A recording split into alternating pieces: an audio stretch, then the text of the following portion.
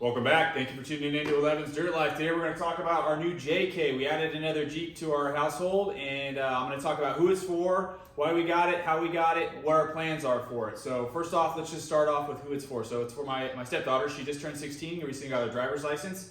She has been going on Jeep trips with us for the last few years, has really been involved in really wanting to be in the Jeep world and community. She loves off-roading in my Jeep and my wife's Jeep.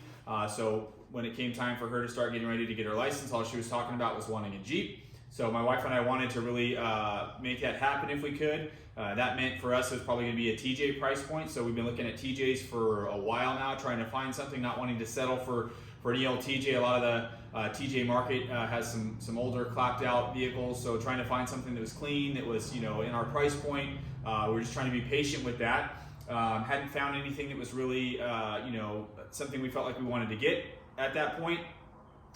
My daughter was at school, saw this across the street. There's a mechanic shop, tow shop across the street. There was a for sale sign on it, so she sends my wife a picture. My wife sends it to me, and I look at the, just all I had was a picture of like the windshield and the for sale sign and the phone number and a little bit of the hood, and I immediately knew that it was a JK. So my wife and I were like, we're not in the JK market. We're not buying, we're not spending JK money on a 16-year-old, but just for the heck of it, I called the guy to see what the deal was with the Jeep, what the price point was on it, being that it was local, and then I could go look at it. Turns out it needed a new motor, so the price point was super low. Really, really good price point for us because I have friends and resources that would allow us to do a motor swap. So went and took a look at it. Jeep was absolutely super clean. Found out that a local mechanic shop did some work on it. So basically what happened with it was the prior owner, she drove it until it ran out of oil, was burning oil, and just completely seized up the motor on it. So they had it at the shop. The friends of mine that own a mechanic shop had it to free the motor up. And they said the thing was really clean. They couldn't find any other issues with it. Obviously it wasn't running, so they couldn't do anything like that. But as far as the Jeep itself it was really clean. Mechanically looked really nice. So that gave me some peace of mind in purchasing it, knowing that we could get a JK, do a motor swap on it, and be in it for less than what we were looking at the TJ prices for. So we definitely are going to be able to do this thing for way less than you'd be able to buy a JK for. So now she's getting a JK, she's getting a Rubicon JK, Rubicon transfer case, lockers, sway bar disconnect, 410 gears, 44s front and rear. So that was like a really big point for us, was to be able to have something that was much more plug and play for her, right off the get-go. So we didn't think JK was going to happen. We ended up making it happen. So this is one of those examples of having either yourself having the ability to do these things, or having a network of resources of friends and family or people that can help you do these things, really can cut down on costs and allow you to get into vehicles that maybe normally you wouldn't be in the market for. So we're going to do all that stuff here. I'm going to have her involved. She wants to be involved. She wants to learn. She wants to. I want to teach her the value of putting in the work into your vehicle and seeing the progression from money saving standpoint, just from understanding how things work, and then just also the appreciation of what goes into getting a Jeep ready for the trails and for daily driving and things like that. So let's walk through kind of like what we're going to do. First, let's backtrack. So I kind of glossed over the needs a new motor, right? So it needs a new motor. We already have that ordered. This is an 08, so it has the 3.8 liter. Unfortunately, we know that's not the best motor, but for price point standpoint, from just like the ability to just do a plug and play swap, that was what we decided to go with on it. So it's the good thing about the motor we bought and where we bought it from. It's a new refurbished motor, has a 5-year no questions asked warranty, which means anything goes wrong with it, they'll replace the motor or the labor or whatever needs to be done. So that's some peace of mind.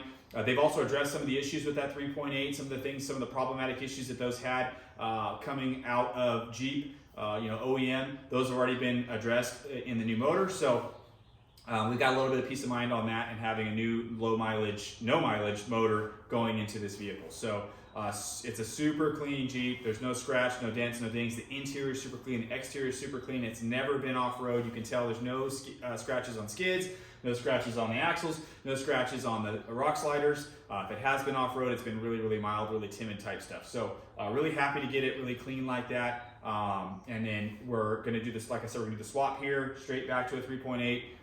And then in the meantime, you can see we've got the axle pulled. So in the meantime, of waiting for the motor to arrive, we're going to do some axle reinforcement. I want this thing to be really solid. thinking about down the line, you know, building this thing up slowly, you know, starting on 35s and then progressing into 37s, and then, you know, eventually if she keeps it, has it, and we put a lot of work into it, you know, running a full-on rock crawler on this thing down the line. So 35s to start, but I wanted those to be really, really solid. So we're gonna do a full truss and C-gusset on the front. We've got the Evo truss, the Evo C-gussets. We're also going to redo the ball joints while we're at it, while we're in here. So we're going to pop out the OEM. Looks like the stock ball joints are still on here from 08. Throw in some Synergy Manufacturing upper and lower ball joints. And then have that axle nice and clean, painted up, get it all nice and fresh. So a really strong front axle for 35s. We're going to do a truss on the rear as well. We got the Evo truss for the rear. So have that axle really solid, really good solid setup for 35s with lockers. And then if we decide to do 37s down the line, probably re-gear it.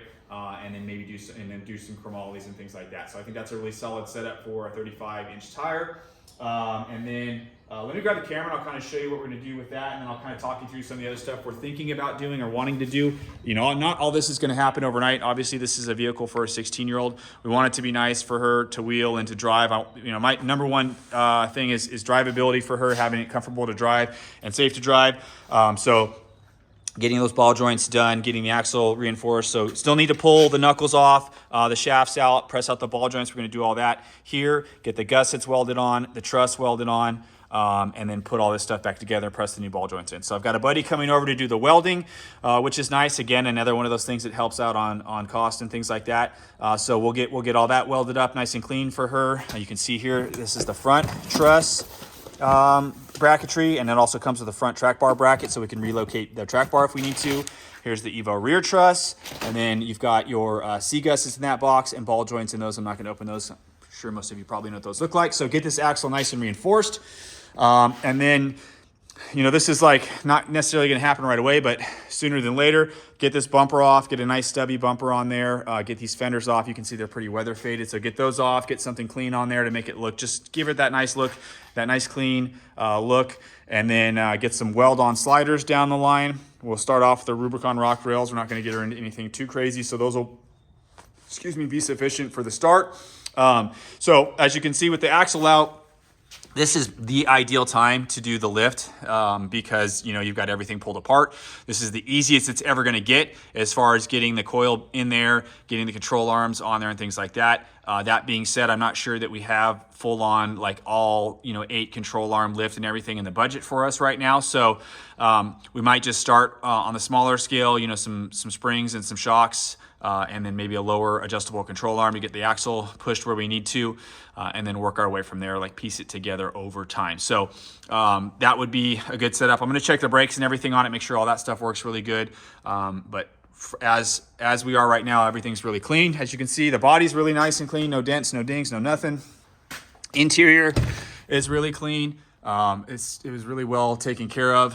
The girl that owned it really loved this Jeep. She didn't want to sell it, but, you know, didn't want to do the motor swap either. So we ended up really picking it up for a nice, cheap option. So you can see it's got 100,000 miles on it. So with a brand new motor in there at 100,000 miles, we're really happy. That's why we're replacing some of this other stuff. And then let me show you the rear here real quick, because we're going to do, like I said, we're going to do the truss back there. So I'll clean that axle up really good. We'll pull off the disc, check the diff fluid. I'll redo all the fluids on this thing, check the gears on it, make sure everything works. Cycle the lockers, make sure all that stuff works really well. But like I said, we got this from a local shop, local tow shop. We live in a small community. So everybody kind of, you know, being a small community and having a business in this area, your reputation is everything. So we're really confident that everything on it, I'm gonna get behind the camera again, everything on it is solid. And so we're gonna basically just kind of run through everything we can while we're waiting for the motor, get the motor swapped in, she'll be driving it, and we'll start building it up as we go from there. So really pumped on getting Rubicon. Did not think that was in the cards, but like I said, being able to do all this stuff here, do the motor swap and everything has really allowed us to do stuff like that. So if you have any questions or comments on the build or what we got going on with the JK, that kind of actually also leads me into, you know, now that we have a JK, again, we'll get back into some more JK content for the JK folks that watch the channel. We, you know, started the channel with the JK, sold it not too long after, and started building the JL. We have stuff on the JT, the JL. I'm going to do some LJ stuff. I've got a bunch of stuff on the LJ. We're going to go do stuff on that, so stay tuned for all that stuff. But right now, our focus is on getting her on the road, getting her driving, and getting, you know, the Jeep safe and ready to go. So obviously, wheels and tires is something we're going to address. lift, bumpers, fenders, and then axle, and then we're gonna just kind of like, that'll be enough, I think, to start, more than enough to start. A lot of that stuff's probably not gonna happen right off the get-go, but definitely axle and motor swap going on. I'm sorry, not axle swap, that would be pretty cool for a 16-year-old. Axle reinforcement and motor swap going on from the start, and then we'll start kind of piecing things together. So as always, thank you for tuning in, and we'll see you next time.